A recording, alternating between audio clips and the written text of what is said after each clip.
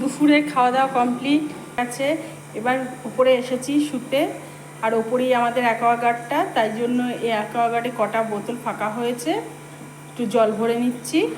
আজকে সকাল থেকে ভিডিও করার একদমই সময় পাইনি, একটু ঘর দোরগুলো ঝাড়াঝাড়ি করছিলাম, তাই এখন থেকেই ভিডিও করা শুরু করলাম।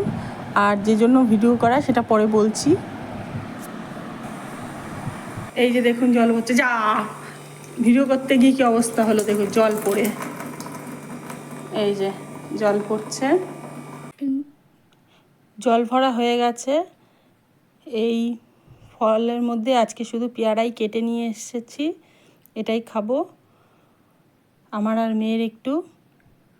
আজকে যার জন্য ভিডিও করা সেটা হলো, আজকে আমার বরের একাদশী।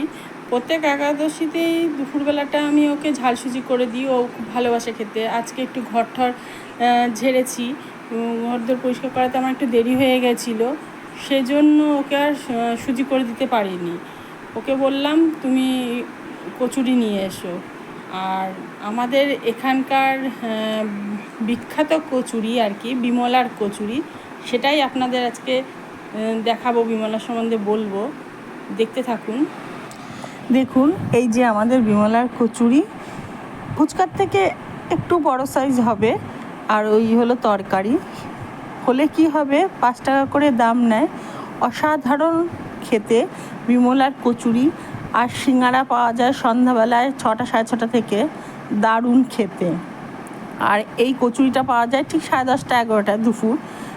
আর আপনার বিমলার সাদা দই, যারা নবদ্বীপের মধ্যে আছেন তারা তো জানেনই, কিন্তু যারা বাইরে আছেন তারা কখনো নবদ্বীপে আসলে বিমলার এই কচুরি, সন্ধ্যাবেলার সিঙ্গারা আর সাদা দইটা অবশ্যই খাবেন। আমাদের খাওয়া দাওয়া হয়ে গেছে, তারপরেও এই কচুরির লোভ সামলাতে পারিনি।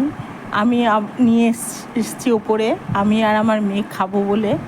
হ্যাঁ, তা এই কচুরি খেলে মানে আপনার মন পেট দুটোই ভরে যাবে, দুটো যদি খান। ছোট হলে হবে কি, খুবই অসাধারণ অনবদ্য খেতে, যেমনি সাদা দই সিঙ্গারা সব। এই যে বরকে আমি রাতে ঝাল সুজি আর কি সুজির উপমা করে দিলাম, এরকমভাবেই করলাম। এটা বর খেতে খুবই ভালোবাসে, যেহেতু দুপুরে হয়নি রাতেই তাই করে দিলাম। আর কিছুটা রেখে দেব বরকে দেওয়ার পর, মেয়ে কালকে স্কুলে নিয়ে যাবে।